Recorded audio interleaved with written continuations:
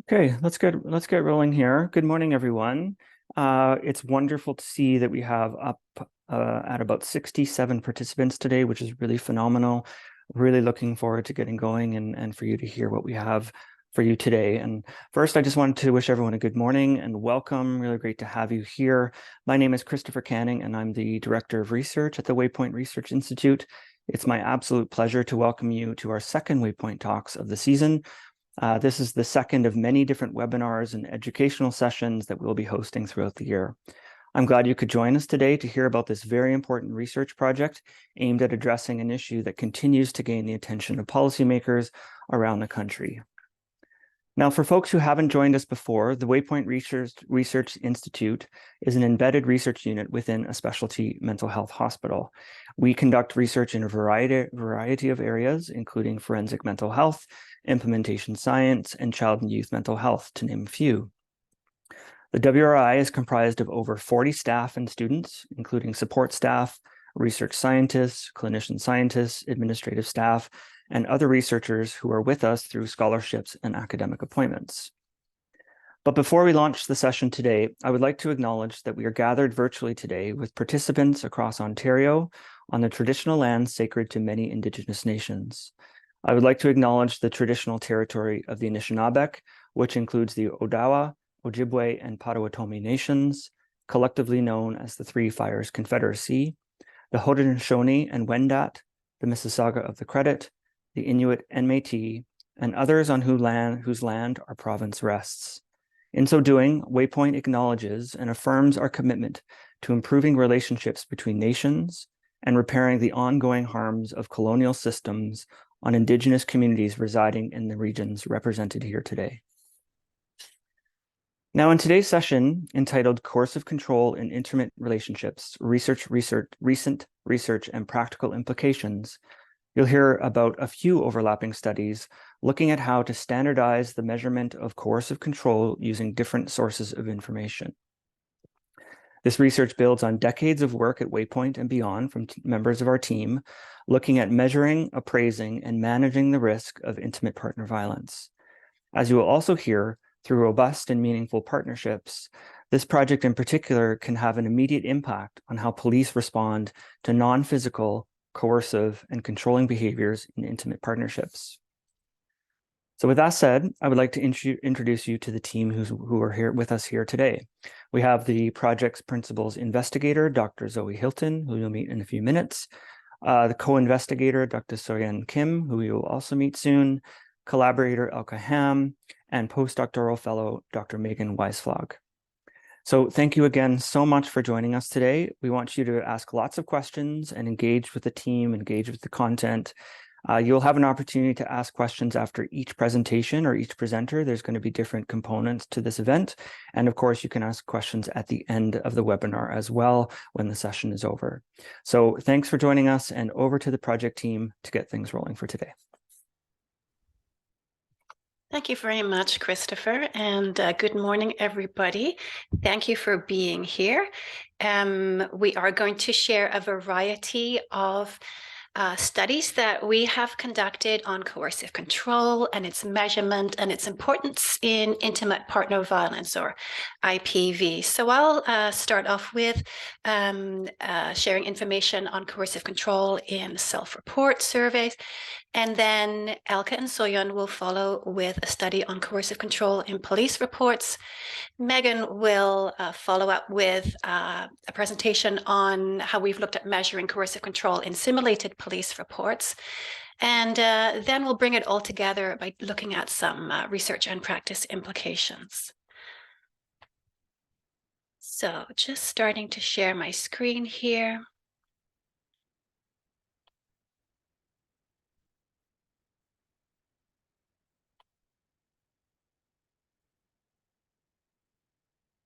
All right, so I'll be sharing about coercive control and its relation to intimate partner violence from a national US self-report survey and a study that I conducted with my colleague, Dana Raddatz.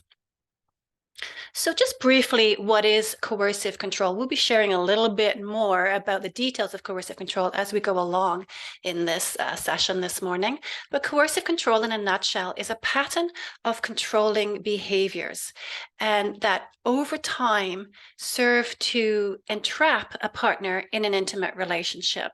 And the first researchers to talk about coercive control in this context said it's very like the effect of hostage taking or prisoner of war tactics. So it doesn't have to be physical violence, but the behaviors serve to entrap a person in a relationship. Now, people define what's included in coercive control differently. I'm speaking primarily about non-physical forms of abuse that, with or without the presence of physical violence, can lead people to feeling constrained within their relationship. Several studies have shown that coercive control is associated with physical intimate partner violence, especially a type known as intimate terrorism, where it's not an equal balance of aggression, but one partner is exerting a lot of abuse and control over the other partner. So questions that I had going into this are, is coercive control a risk factor for physical intimate partner violence in both men and women? So most studies of coercive control have been about abused women. And a couple of studies have found that coercive control is related to the perpetration of intimate partner violence, physical violence, by men and by women. So we wanted to look at that in additional data. I also wondered whether coercive control is an indicator of general aggression, because there is some emerging research to show similar behaviors can occur between non-intimates, like friends. So I was interested to see, is coercive control related to physical violence between non-intimates as well?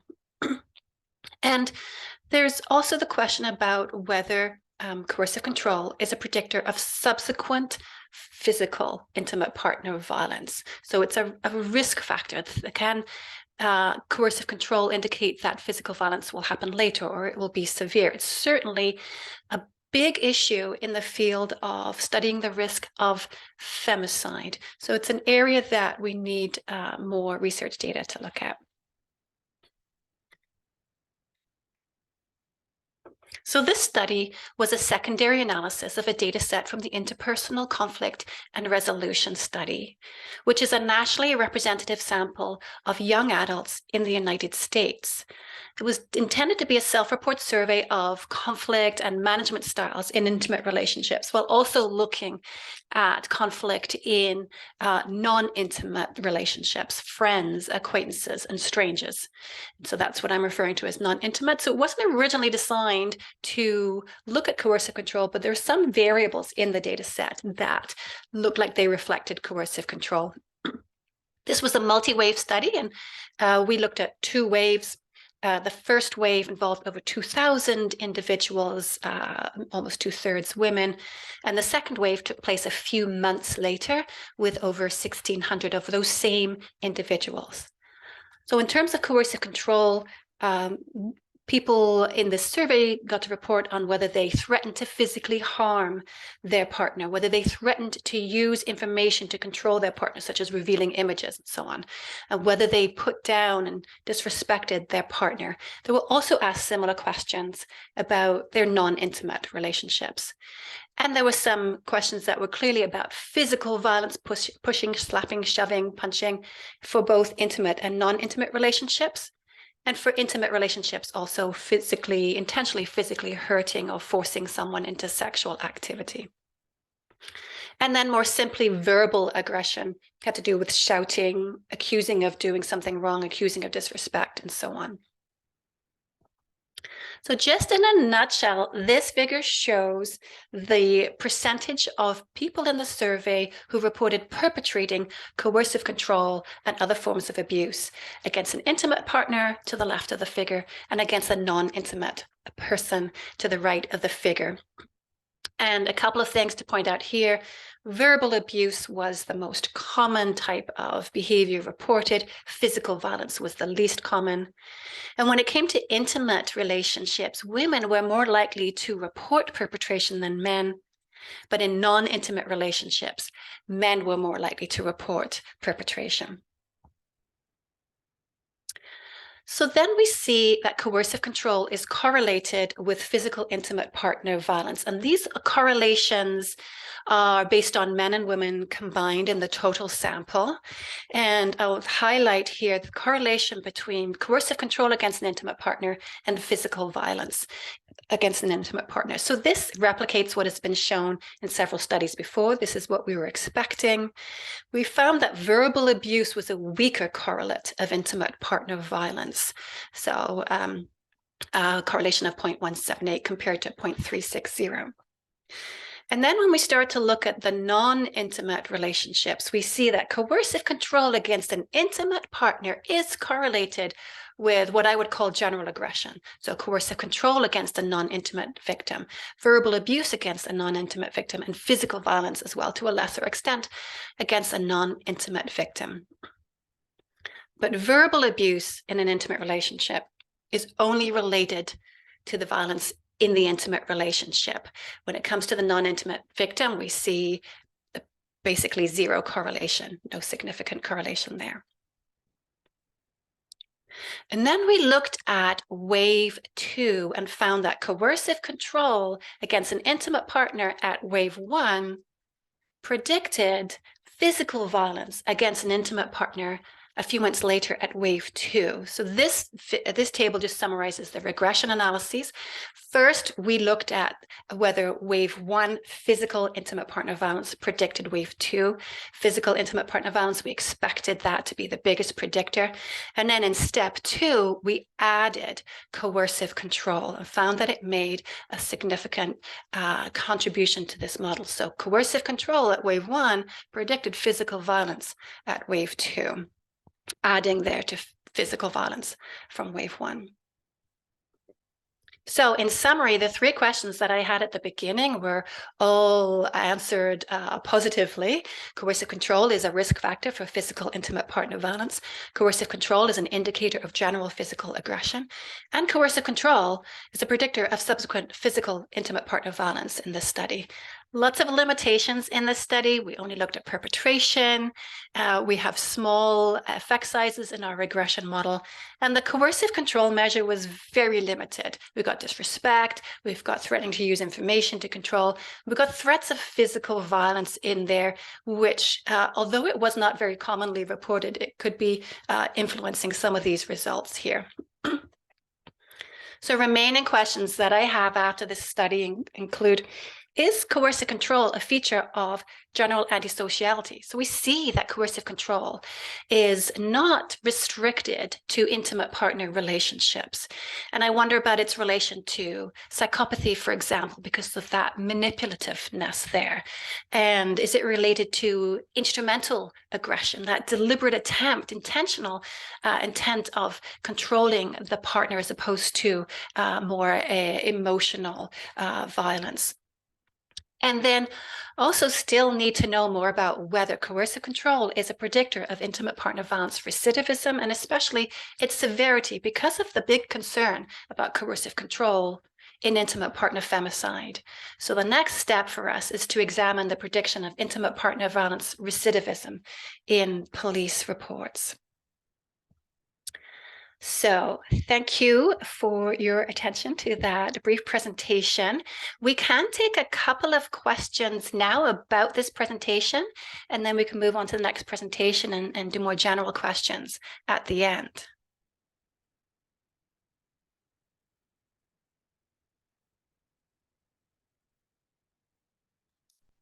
Just taking a quick peek at the Q&A. I don't see anything.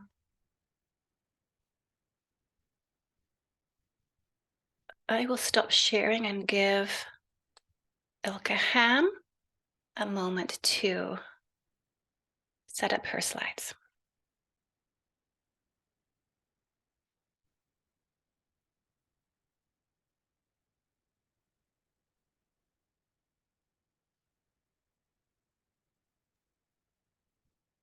Okay, not sure if you can see me. Hi there. Thank you very much for joining us today. My name is Elke Ham, and I also work at the Waypoint Research Institute. Dr. Kim and I will be presenting on our manuscript, Investigating Coercive Control in Police Reports, which was published last year in Psychology of Violence. Drs. Hilton and Kim, myself, and Dr. Eek from the OPP's Criminal Behavior Analysis section collaborated on this study. We don't have any conflicts of interest to declare, and our presentation will follow this agenda. And like Zoe had already mentioned before, there will be a few minutes for Q&A at the end of the presentation. You can put your questions, if you have any, into the Q&A portion of the,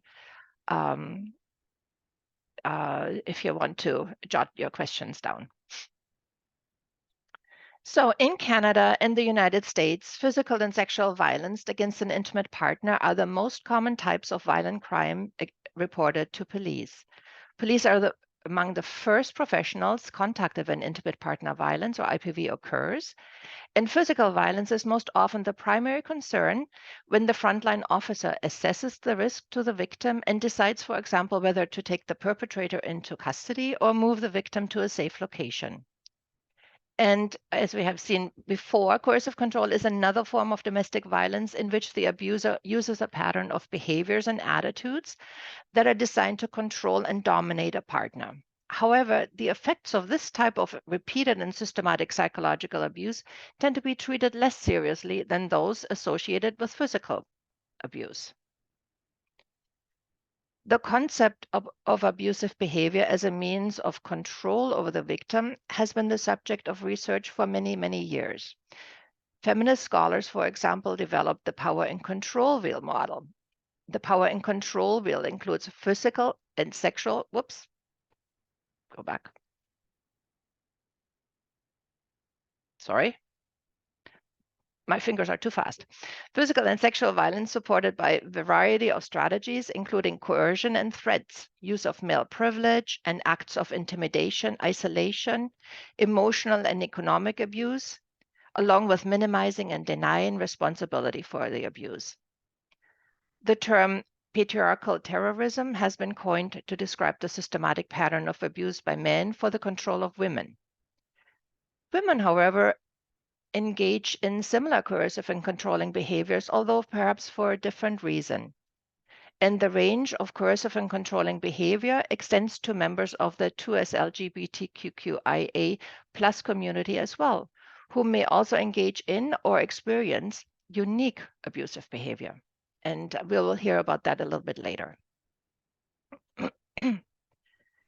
The existing literature suggests that the construct of coercive control requires further research to improve its understanding and operationalization, particularly as relating to policing. Specifically, there is limited empirical research on the measurement of coercive control and the relationship between coercive control and physical IPV and IPV recidivism, as Zoe has already alluded to. Understanding how coercive control might predict subsequent physical IPV could help inform police responses to IPV incidents. So in this study, we sought to examine police documented indicators of coercive and controlling behaviors and attitudes in police records of intimate partner violence involving physical violence. We examined whether these police documented indicators represented an underlying construct of coercive control, and we sought to test the relationship of this construct to concurrent physical violence and its statistical prediction of future IPV. For this study, we conducted a secondary analysis of data collected by Dr. Hilton and her team in the early 2000s when they developed the Ontario Domestic Assault Risk Assessment. Our sample consisted of 1,421 men with a police record for physical assault against a female partner and included an average 5-year follow-up. Data were originally extracted from police records management systems of 3 major Ontario police organizations covering small and large urban municipalities, including Toronto, rural regions, and First Nations communities. The average age of the men was 37, and 83% were living with their partner at the time of the index. 68% of men were charged at index. As this was a secondary analysis of existing data, we relied on information defined and collected at that time. However, our data set included 7 different variables relevant to coercive control as suggested in the current literature. First, we had controlling activities, which included behaviors such as telling a partner with whom she can be friends with, how much money she can take shopping, or when she can take the car. Attitudes that support or condone IPV were based on evidence that the men explicitly endorsed attitudes that support or condone spousal assault. Extreme minimization or denial of IPV history was based on evidence that the man denied past assaults or denied personal responsibility for or serious consequences of past assaults. Psychological abuse was based on evidence that the perpetrator engaged in acts such as insulting or swearing at his partner, threatening to hit or throw something at her, destroying something that belonged to her, doing something to spite her, or calling her offensive names. Jealousy included behaviors such as the man accusing his partner of infidelity or questioning the paternity of their children, or other sexual jealousy. Stalking was based on behavior such as acts of surveillance or harassment of the partner, for example, sending written messages, waiting by her home or workplace, following her, entering her home, or damaging her property. And finally, suicide threats included threats or attempts of suicide before or during the index. So we measured physical violence at the index in 2 ways. First, we determined the severity of violence against the partner during the index assault by counting the number of acts on the severe assault subscale of the revised conflict tactic scale. And we coded the level of injury to the partner at the index assault as documented in the police report. We measured IPV recidivism in 3 ways. First, we defined IPV as any post-index physical assault against a female partner in a police record during the follow-up period, and regardless of charges filed. And of our total sample, 32% of men committed IPV recidivism during the follow-up period. We counted a number of IPV incidents with severe violence that occurred during the follow-up period to determine post-index severity, and we calculated the Cormier-Lang criminal history score for all criminal offenses against the female partner during the follow-up period. The Cormier-Lang score captures the frequency and severity of the criminal conduct by first assigning values ranging from 1 to 28 points. 28 points would be, for example, for homicide, to each offense, and then calculating the total score for all post-index IPV incidents. And now I'm handing it over to So-Yun. Thank you so much, Elka, for this thorough introduction and explanation about the methodology. So my name is So-Yun Kim, and I will be walking you through about what we actually did statistically and what we found. So as Elka just outlined previously, our aim was to really understand what constructs coercive control. So how do we operationalize how do we understand or define coercive control? And then we wanted to understand the relationship between coercive control and physical violence. So are they correlated? Are they related to each other? What are the, relationship between the two? And whether these two, like physical violence and also coercive control, can predict, or are they really contributing for IPV recidivism? So these 3 research questions were something that we wanted to find out using structure equational modeling. So in our next slide, we'll show you what we found. So as you can see, this is the same model, but now you can see the numbers confirming the relationship and also the model. So if you can see on the right side, you see that psychological control and controlling attitude defining or, is a latent variables for coercive control.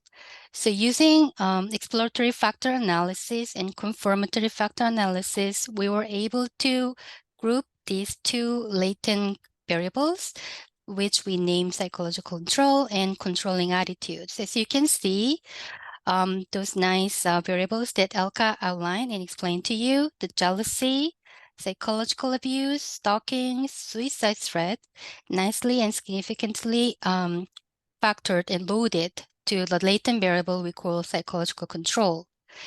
And as you can see at the bottom, the controlling activities, IPV denial and IPV attitudes were loading significantly on the controlling attitudes. And also these controlling attitudes and psychological control were contributing or being defined coercive control.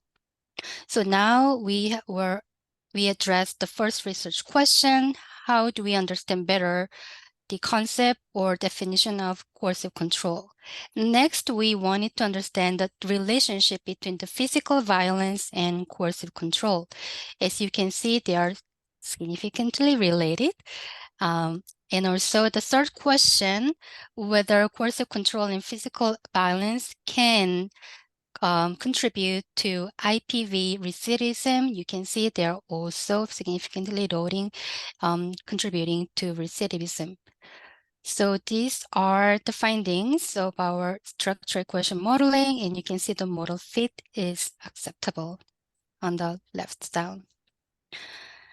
So in conclusion, we can confirm that coercive control is a distinctive concept comprising a variety of behaviors and attitudes, for example, psychological control and controlling attitudes. And we confirm that coercive control is an important component for accessing physical assert risk in IPV. As you can see, the coercive control significantly predicted or associated with IPV recidivism in our structure equation modeling. And therefore, we believe that it's an important information that should be documented while the police are conducting the domestic dispute investigation to prevent further IPVs in their homes. In the future studies, we believe that a more comprehensive measure of coercive control in IPV would be recommended, and also using multiple data sources and gender-inclusive samples. So that concludes our second presentation. And if you have any questions, we can answer a few, but you will also have opportunity to ask questions at the end of our third and last presentation.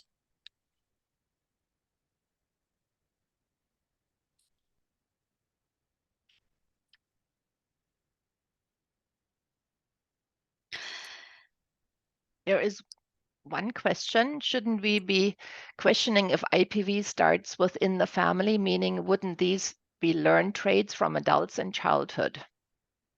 That's a question from Tanya. Does someone want to answer this one?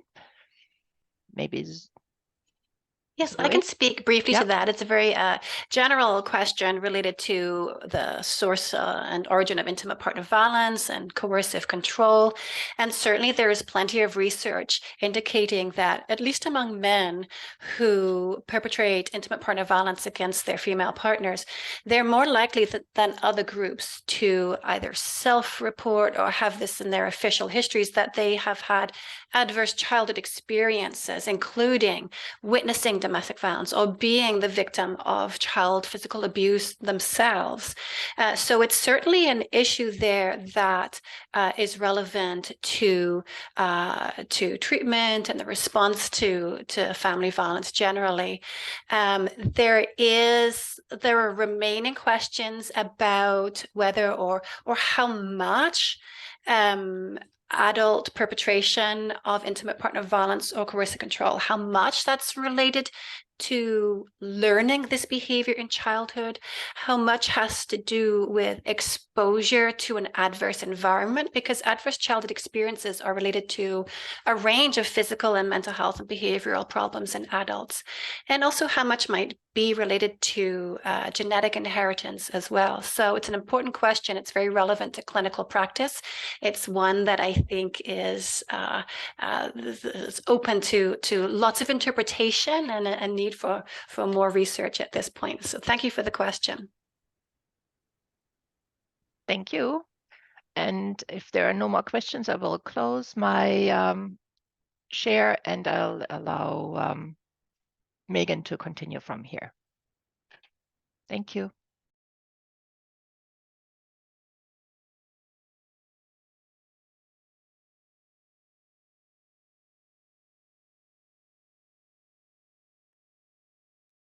Sorry about that. I did things out of order there.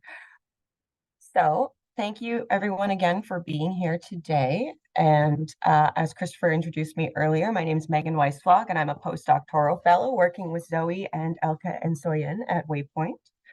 And I had the opportunity to conduct this sort of a micro little study as sort of a precursor to a larger study we're currently working on in regards to standardizing a language of communication in IPV risk, in particularly among police officers.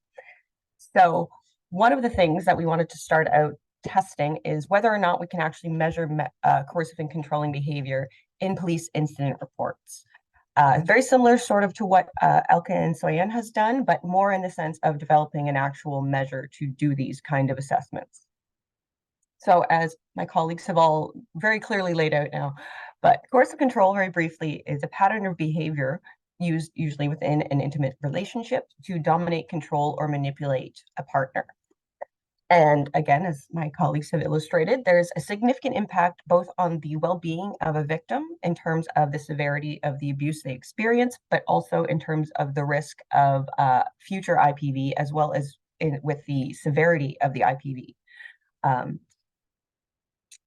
So one of the interesting things about coercive control is that there are a number of existing measures in the current literature, but there's no real standard in terms of how this is assessed or measured within research. From my cursory sort of search and doing my literature review, I think I found somewhere close to 40 different measures that addressed coercive control in some capacity, and about 20 that were actually specific to assessing coercive control. And while that's a wonderful thing to know that people are out there developing these sort of measures and, you know, moving forward with work looking at this issue, there's some substantial variability in terms of the way the measures are constructed. So one aspect that's extremely variable across measures is the breadth of the measure, largely by which I mean the number of items and the breadth of behaviors that are covered in a measure. And then also in terms of whether or not the measures have actually been reliability or validity tested. So a lot of these have just been created and are used in practice without actually having, you know, all the background stats done to show that they're actually measuring what we hope they're measuring. On the other side of it, there's actually little variation in a lot of the existing measures, particularly in terms of the format that they take. So about 90% of the measures that I reviewed were victim self-report measures, which makes sense in the sense of who's better to tell you what goes on within that kind of relationship than the person experiencing the coercive control and or abuse. And most of them take the form of a Likert scale, namely usually focusing on the frequency by which the behavior happens. So one of the motives for this study was, of course, to forward the importance of reliable measurement of coercive control, which has become, again, as it's been brought up, a very important issue of attention currently, and particularly in law enforcement and the justice system. But also given that the existing measures that are out there are not actually suited right now for third-party use. So particularly for researchers who are, as a third party, trying to assess the presence of coercive control, and as well for law enforcement officers who, again, are the individuals responding to these issues in the first place. And this is in particular a useful concept for law enforcement, given that these are the individuals, again, responding to these issues in the first place, in the immediacy of the, say, IPV calls. But it would also provide them with a standardized framework for which they can identify when there is coercive control present in a relationship and flag it in terms of using it as a means of furthering risk assessment or case management aspects of IPV.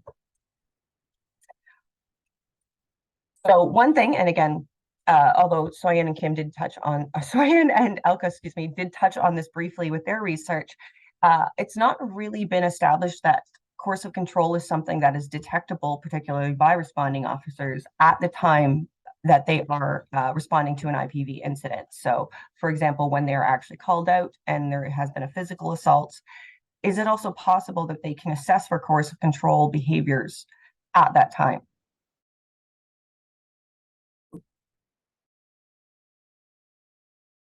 Develop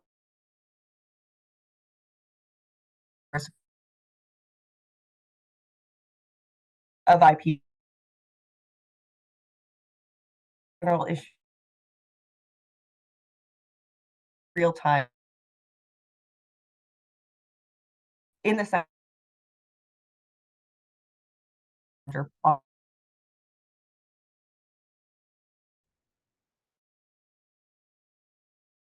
in my method.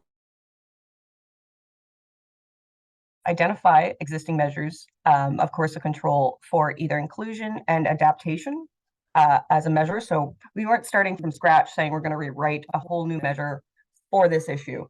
We wanted to build off the existing work that was already there, which is clearly just clearly demonstrated standard concepts of coercive control and have developed some pretty nice measures out there to capture it.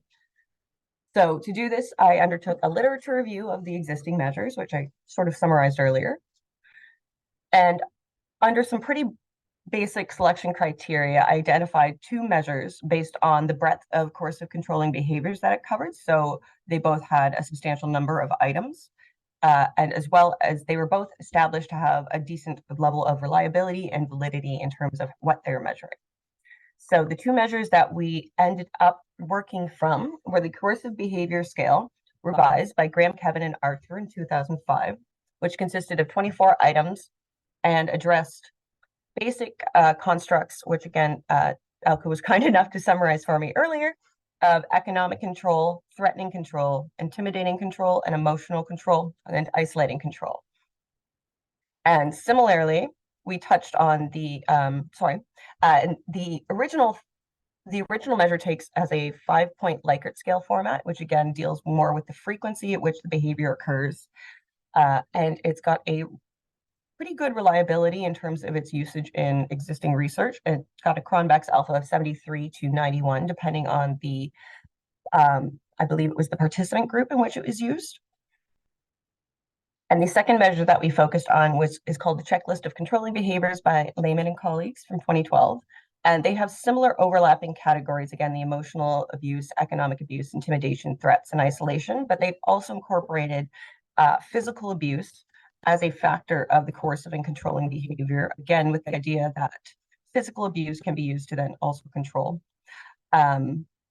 especially threats of physical abuse, but also sexual abuse as a form of coercive and controlling behavior, as well as minimizing or denying the abuse. So again, this fits in with the sort of construct of gaslighting a partner and trying to cause them to question their own thoughts and perceptions of what they've actually experienced. And then sort of an extension of that is the victim blaming. So turning it back on the victim and saying, you know, you've caused this to happen. And then this is a sort of back to that sort of more standard aspect of IPV from the male perpetrator perspective, was the entitlement and male privilege aspect of coercive control. So how much does the perpetrator embody those beliefs that they're actually entitled to behave this way? And again, this one was similarly structured in a 5-point Likert scale based on the frequency of the behavior, and again showed some pretty good reliability in terms of the Cronbach's alpha being 0.8 to 0.94. So once we identified these two measures, it wasn't a whole big jump to get to the measure we ended up testing, which was based on the idea of taking Our initial goal was to make this a very short, quick, usable scale. So we took these subscales and essentially converted them to items. And the items then became converted to examples. So the endpoint of scoring this became the idea of identifying whether there was behavior that fit into that category that was present. Another obvious step we took was to change the first person language of the measure to third person language, because again, these scales are almost exclusively used with victims or individuals responding essentially in their own impressions of how often something happens within their own relationship. And we simplified down to a yes/no response format, because obviously it's going to be extremely difficult for a third-party individual to assess how often something has happened versus whether or not it has happened. And then we sort of just switched our instructions around to, again, look more at the aspects of identifying whether or not there is evidence that this kind of behavior is going on within this relationship based on the information gathered by police responding to an IPV incident. So to test whether or not these could be reliably actually coded or scored by individuals, we had two samples in which we used simulated police reports in some way, shape, or form. So our first sample used more extensive cases that were based on real life cases. So we only used 3 because they were quite large. We had 2 coders that went through and coded the measure as to whether or not these behaviors were present. And then for our second sample, we used adapted ODARA case reports. So ODARA 101 being the risk assessment training tool, or the risk assessment tool, ODARA 101 being the training for that tool. And we used 20 cases that had been modified to include these sort of coercive control aspects and whether or not these individuals were essentially capturing them as they were going through as coercive and controlling behaviors. So in terms of analyzing the data, I looked at, of course, the total and item level descriptive statistics just to get an idea of how people were scoring these items and which ones were being scored positively versus not showing up. And then we also looked at the percentage of inter-rater agreement. So just how often did the raters actually agree whether an item was present or not. And then I also used a Fleiss-Kappa statistic, which gave us the probability of response agreement between raters. And particularly, I focused on the probability of raters agreeing that the item was in fact positive or scoring it as a yes. And this little figure next to it is just, there we go. That's the criteria essentially I use just for categorizing, our inter-rater agreement. So whether or not it was between 0.81 was excellent, etc. So in terms of the results, it's a lot of data that I tried to fit all in one figure. So I'll try and work through this. The blue and orange bars are the actual scores, or sorry, the mean scores provided by each coder.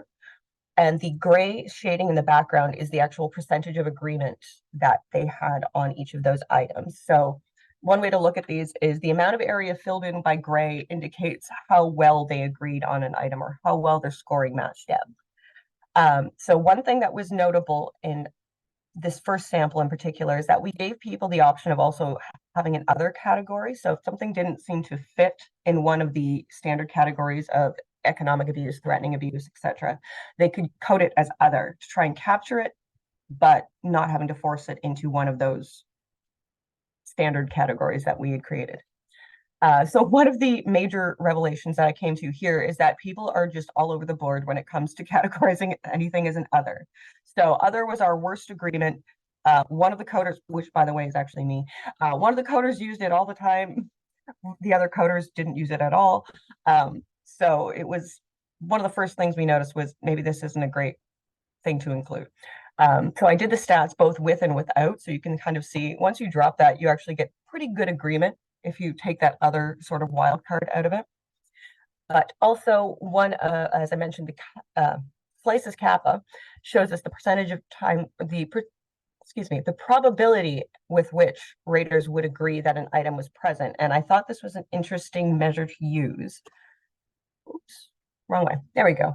So these yellow bars are supposed to reflect the probability of agreeing that an item is present. And this was an interesting measure because what it really is actually showing us is which items or which types of items are actually coming out in police reports.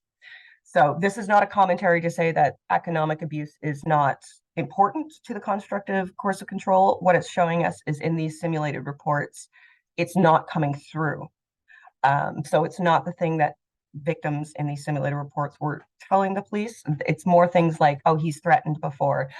He emotionally abuses me in some capacity. He isolates me from my family and things like that. So we saw a very, oh, sorry, that was a sort of completely glossed over the fact. This was the first measure, the CBS revised. We also looked at the checklist of controlling behaviors on its own, and similar kind of thing where we have the reasonable overall agreement in terms of what raters were scoring the items, whether they were present or absent. But then also we had, oh, geez, keep going the wrong way. Which items were present. So the sexual abuse is sort of they just didn't happen to have that in the cases that we saw. So that was not really a commentary on whether or not it's detectable. But again, economic abuse did not really come through as much, as well as minimization. But things like physical assault, obviously, but also the emotional abuse, the intimidation factors, the isolating factors, even the entitlement attitudes were coming through fairly strongly. And when they did, people agreed that they were there. So for sample 2, again, this is the ODARA based items. So same exact measures, same sort of statistics, but this time when I had them do it, I dropped that other item because it clearly was just throwing extra variance into the data. So similar to the previous one, we see reasonable agreement between the items and really good agreement about whether or not the items were present when in the reports. And again, the one that does not seem to come through very clearly is the economic abuse, but this is probably more a factor of the nature of the reporting. Victims in the moment are probably less likely to tell you about the fact that he makes you not account for your grocery bill versus, he threatened to kill me last week. So I think a lot of this comes about as the sort of naturalistic reporting during these events versus whether or not these items are more or less representative of coercive control. Similar again, CCB showed really reasonable, at least levels of agreeability or agreement and their presence in the actual files again. So again, that economic abuse does not seem to come through, but when there were other items, it was pretty well agreed on, with the exception of the minimization. And again, that is more of an aspect, it seemed, when we went back and looked, that it was more, the coders were capturing that under a different category versus them not actually seeing it as a coercive controlling behavior. So out of all that data, our general conclusion in terms of the measure performance was that both measures that we had flagged performed well as a third-party measure of coercive control in these simulated reports. Initially, our stats showed that the the checklist of coercive behavior performed better than the CBSR, but this was largely driven by, again, that inclusion of that other category. So once we removed that, essentially, they had comparable levels of agreement and reliability amongst raters. One of the takeaways we actually took from this is that while there was reasonable agreement, the categorical identification of the coercive controlling behaviors might not be as effective as identifying, say, specific behaviors. So instead of saying, yes, that thing sounded like emotional abuse, I'll check off this item, identifying the specific behavior that led to the assessment of emotional abuse. So for example, that the individual makes accusations towards their partner regularly, untrue accusations. So, for example, one I've seen in practice is accusing the partner of using drugs when they weren't repeatedly, or questioning their ability to take care of their children. So, for the sake of this is also, I have to say, this is a bit in retrospect because I've been doing a lot of coding of this stuff now from actual police reports, and it's very hard to nail down the exact behaviors, but you kind of know them when you see them. So something about capturing the specific behavior is very important.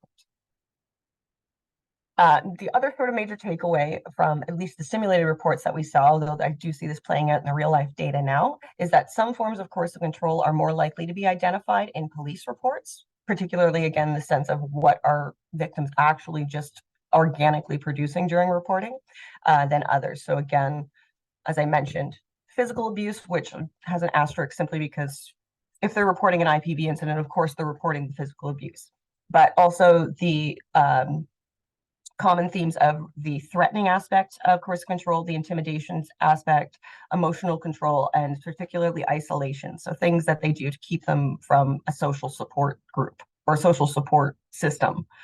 The ones we didn't see as frequently were, again, sexual abuse, but again, that comes with the nature of the case itself.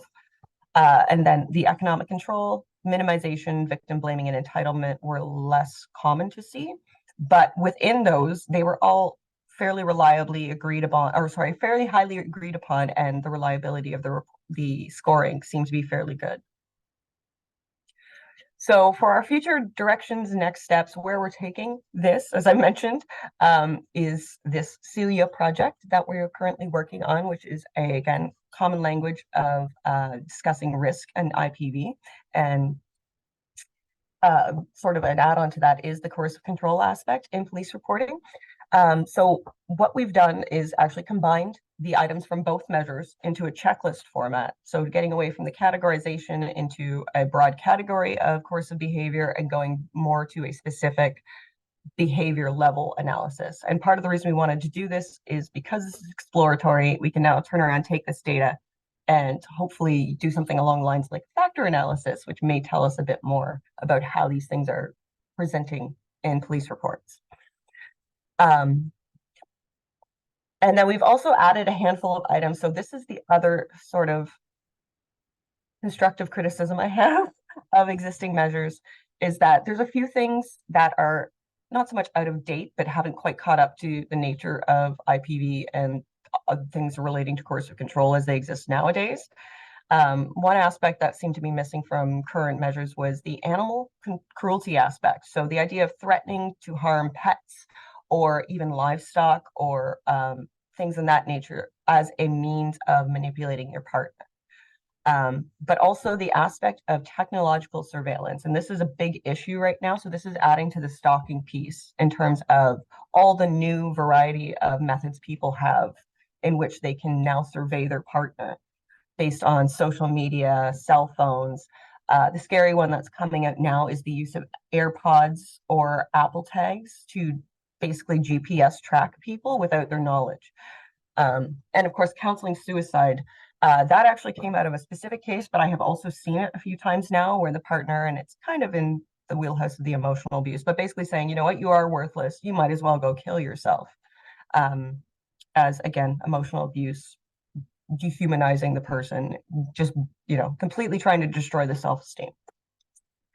And as I mentioned, we are currently using this right now for data collection, and it seems to be quite actually impressive how much comes through in an organic report to the police in terms of these ongoing behaviors. So not just the physical abuse that exists, but also the underlying stuff.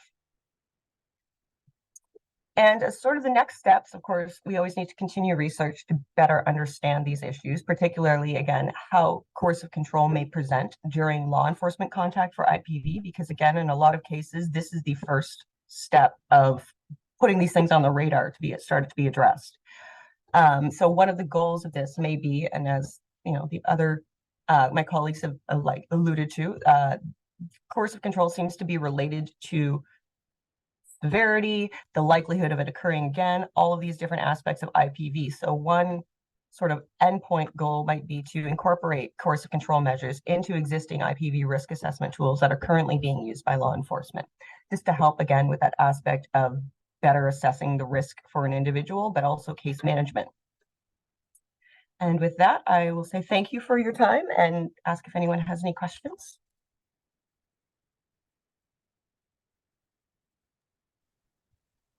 Megan, there is one question about taking the tools from first person to third person. Can you share a little bit more about the aim of doing that and how you did that, please? Yes. So it was a very literal translation of, so I've actually got the checklist in front of me, so I can try and do this, try and give a good example. Let me see. So there we go. So there was, for example, one of the items is, made, the way we phrase it is made the victim ask for money for the basic necessities or controlled the victim's money. So this would be the idea of law enforcement individual or police officer, for example, reading through these and identifying whether or not the person actually made a statement to that effect. Versus the original ones would be like, he makes me account for the money that I spend, or he controls my money. And then how frequently does that happen? And hopefully that addressed that, but I'm still reading through the question.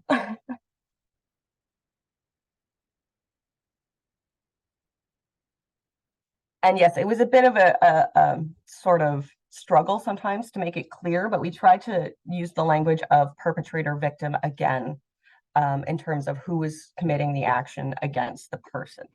So hopefully contextually that will help. But yeah, it did get a little awkward sometimes trying to reword them so it was clear who was doing what.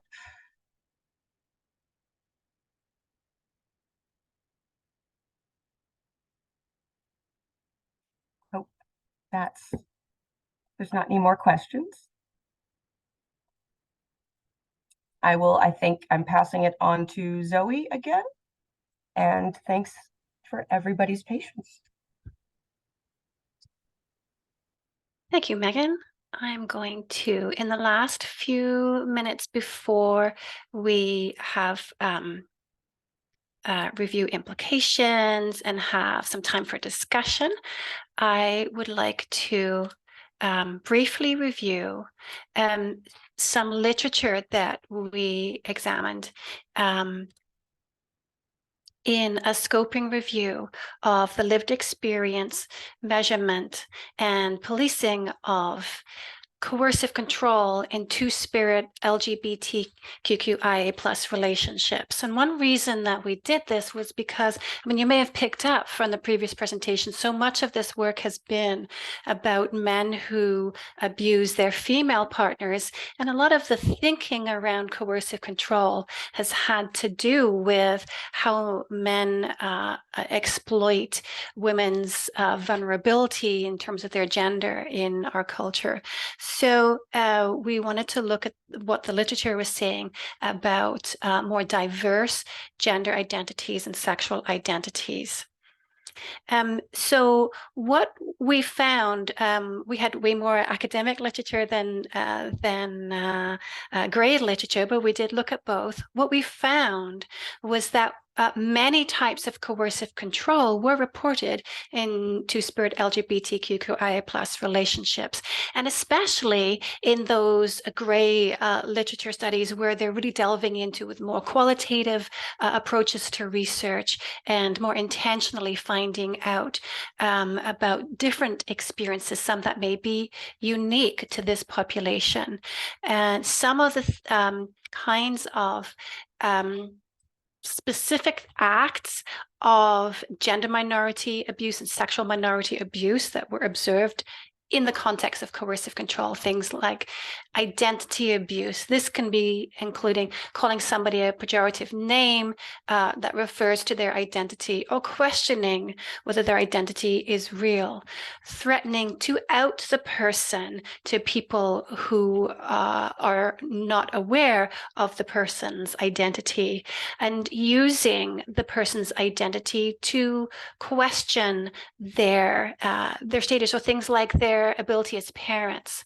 It also includes things like repeated deliberate misgendering, deliberate dead naming, calling somebody by their pre-transition name, and belittling the person's gender, pressuring people to detransition and controlling their hormone use, perhaps, which is similar to controlling any partner's medication or whatever it may be. Being told to act straight, another particular specific act. So, and many, it's hard to give a really full illustration of the kinds of abuse that are experienced in these relationships, but I just wanted to point out from the scoping review, we have identified that there is a whole range of coercive control that's experienced by people in 2S LGBTQIA+ relationships. And our concept of coercive control cannot be limited by a focus on it being to do with male privilege, although that is certainly an important aspect of it. We also, in this scoping review, examined the policing context and found that, perhaps not surprisingly, individuals are reluctant to report their experiences of abuse to police. But when they do, they're more often reporting positive experiences than unpleasant or unsupportive or adverse experiences. But certainly people who identify with a gender minority or a sexual minority identity are particularly reluctant to speak to police because of their expectations that their identity will not be respected or will cause some difficulties in the interaction. When it came to policing actions, there's very little research out there so far, but in the US context, it was found that dual arrest, so arresting both parties in a domestic incident, dual arrest is much more likely in same gender couples than it is in different gendered couples, especially when there's cases of intimidation as opposed to physical assault. And in vignette studies, which are perhaps not so subject to the differences between the US and Canada in terms of arrest and charging approaches. Vignette studies where people are shown fictional examples of coercive control and asked to make some kind of determination about the scenario.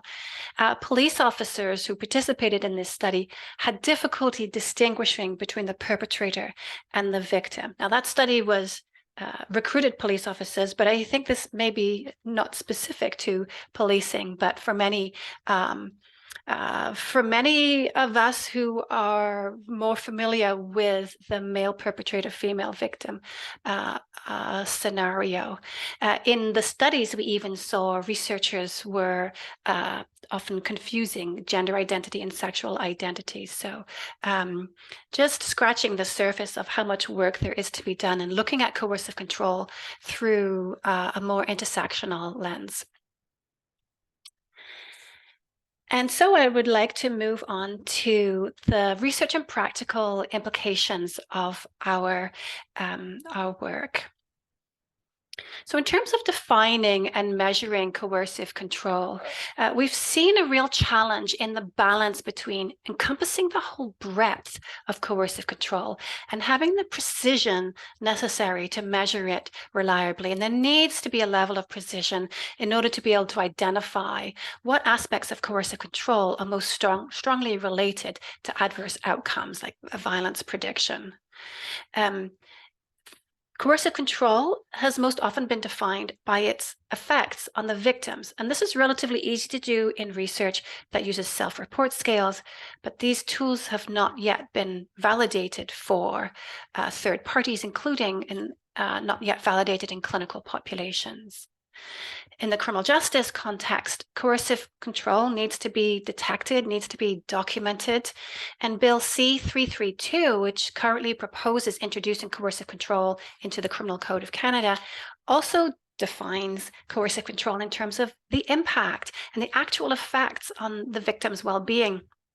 So we've demonstrated in our work that coercive control can be documented in police reports and is already being documented in police reports, but it's not yet clear how the effects required by proposed legislation, how those effects will be captured.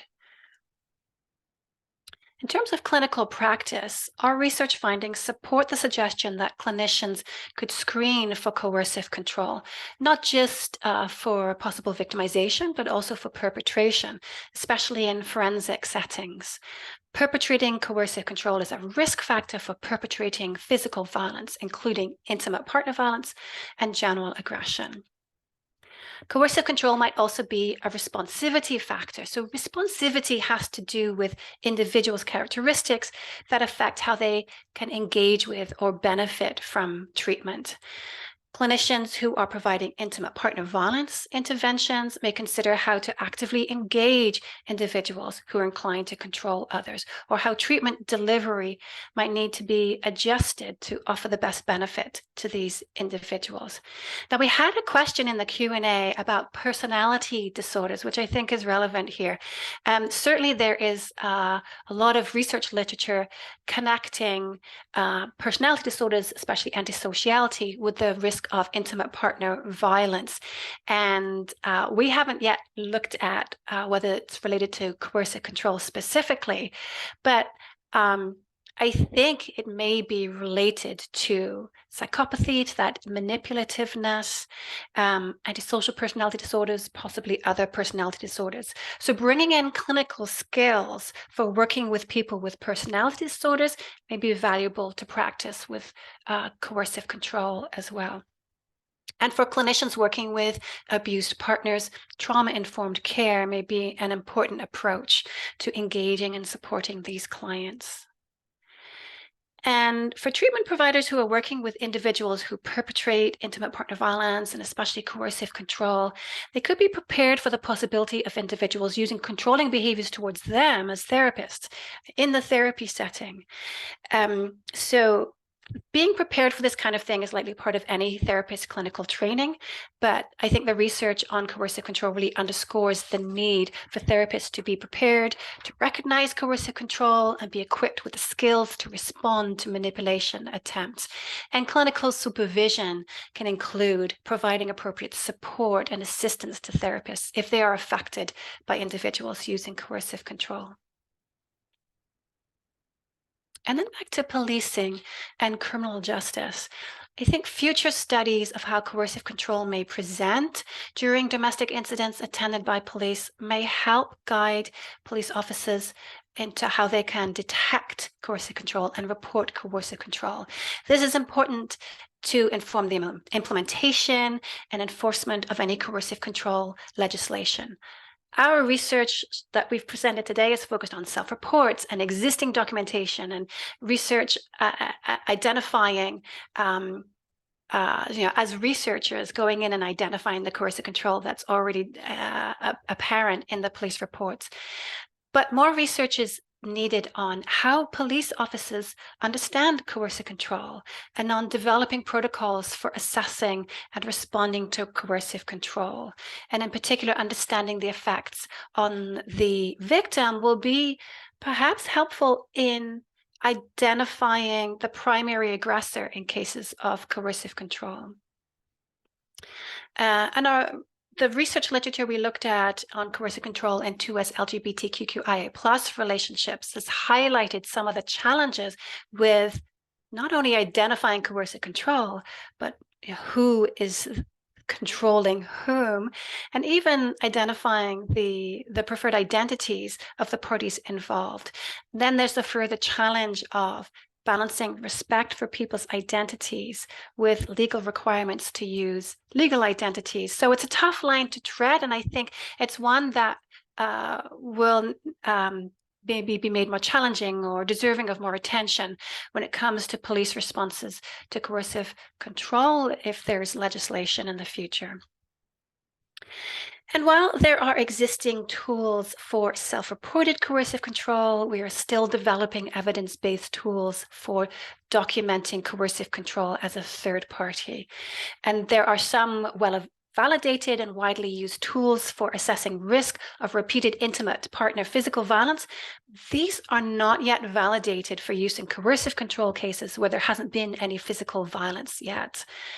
In our Celia IPV project, we're currently doing research in this area, along with our policing partners and our research colleagues. And in the Celia research, we're aiming to find the evidence base to guide us as to whether coercive control should be added to existing risk assessment tools, or how this can be done to provide the best assessment of risk. And for the Celia project, you can find out more updates at any time on our website, celiaproject.squarespace.com. And we update all our activities there, including slides from our presentation, if people are looking to review those after our session today. So thank you very much. At this point, we are happy to entertain any of your questions and discussion points. You can add any of your comments in the Q&A.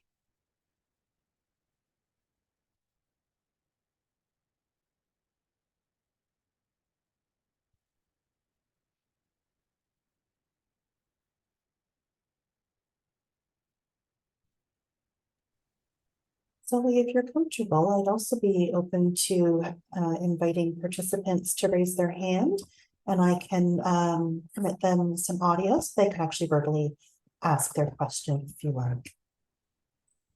Sure. I see a question there on the length of questionnaires about doing screening and the barriers that there might be in practice if questionnaires are too long. And what about short screeners?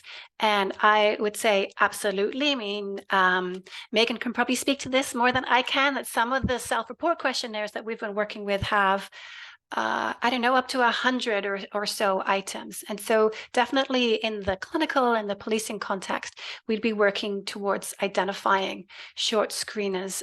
Megan, do you want to add anything to that? Sure. Yeah, I was looking at that, and obviously that's the end goal, I would say.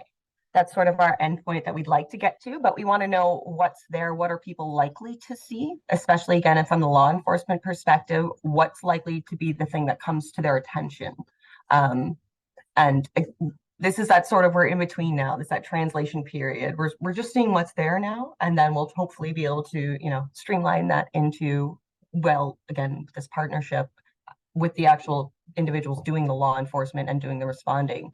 How do we make this work as a actual tool for responding and helping guide what they're actually doing?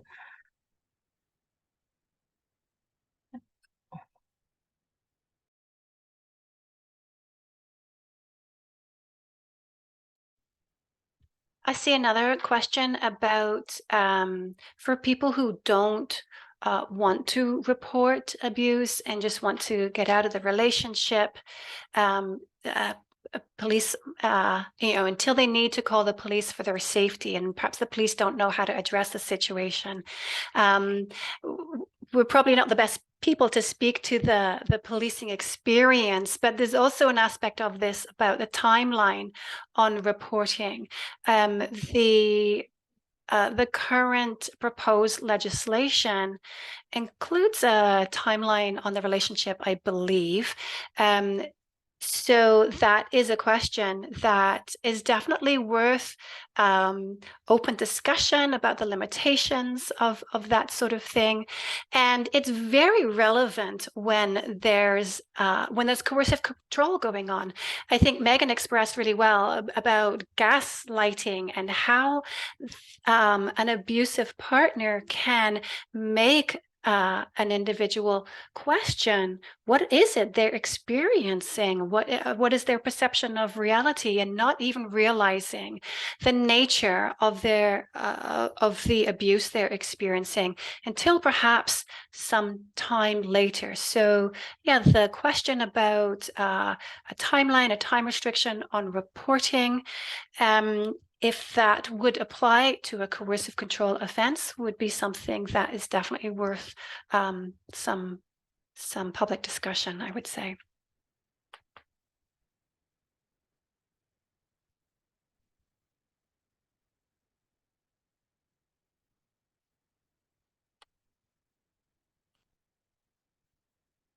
I'm seeing a question about supportive organizations for people experiencing coercive control when they can receive advice or counseling. Definitely there are organizations that can be accessed online or in person. Often these are through intimate partner violence shelters or transition homes. Most provinces and territories have organizations of member services that can be accessed from across the country. And we do have some resources of this nature listed on the Celia IPV website.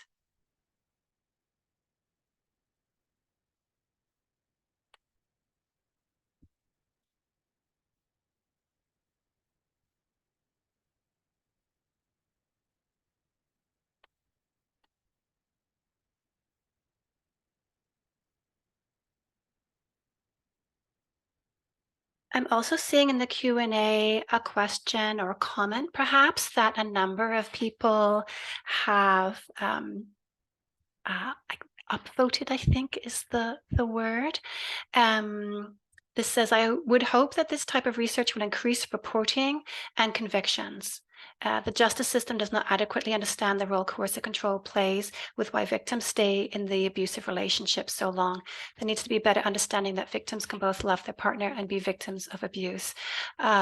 Totally agree that this is a very emotionally challenging situation.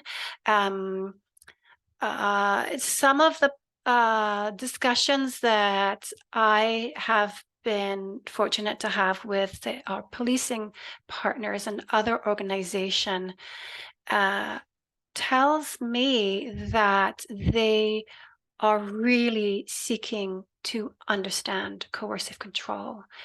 And I mean, I can speak to the changes that I've seen in the policing and criminal justice system response to intimate partner violence over the more than 3 decades of my career. And I just see our policing partners really striving and genuinely seeking to understand coercive control and intimate partner violence better. So I'm optimistic that we're moving towards positive change.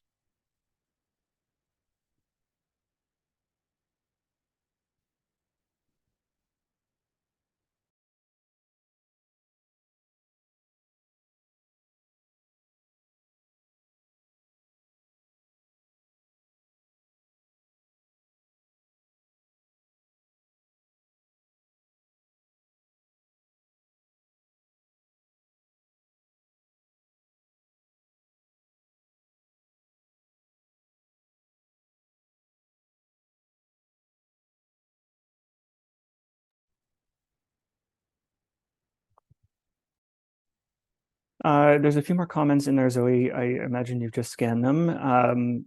Thank you for your comments. Zoe, if there's any in particular you would like to address, maybe we can now, but otherwise, thank you folks for all of the positive comments, some of the reflections on the talk. I'll leave it for one last second, Zoe, for you to take a look.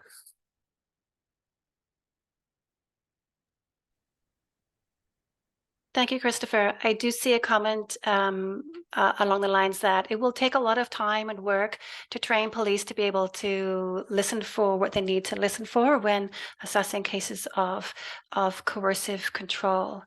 And the commenter here says, it isn't often directly mentioned, but can be heard if you know what to listen for in a victim sharing. So thank you for that comment. And yeah, I can hope that some of the work that we're doing, especially the work that Megan has described, can contribute to helping police or other responders to these cases be able to hear the victim and see what is going on. Somebody has a question about, they've gone onto the website, wondering if they can access peer-reviewed papers. Yes, please.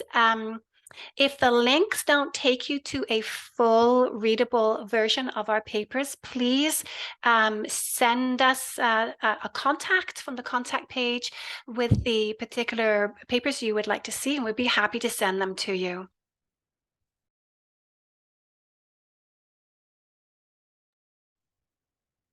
Okay, well, thanks, Zoe. And it's really nice to read all these positive comments in the chat. And we probably wish we had more time to go through all of this. So Thank you, everyone, for taking the time to listen in and offer your comments and definitely your questions. First of all, before we leave today, I did want to thank the team, Zoe, Elka, Soyan, and Megan, for taking the time to present on this really exciting work with so many different dimensions.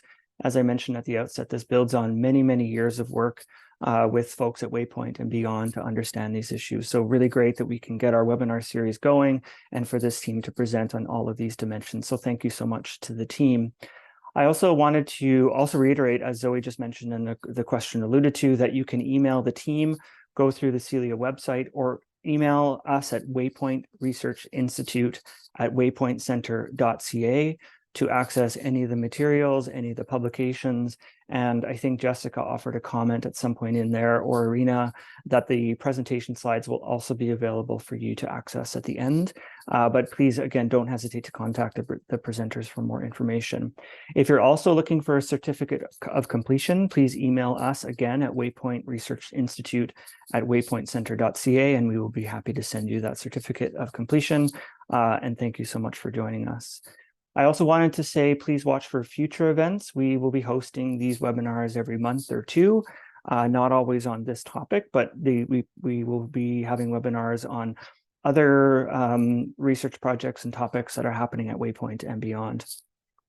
I'm also noticing that we will be sending out an evaluation survey. So please fill that out on behalf of the team so we can improve what we do. Every time we try to take the feedback, or we will take the feedback from you folks on how to do a better job at presenting and facilitating these events.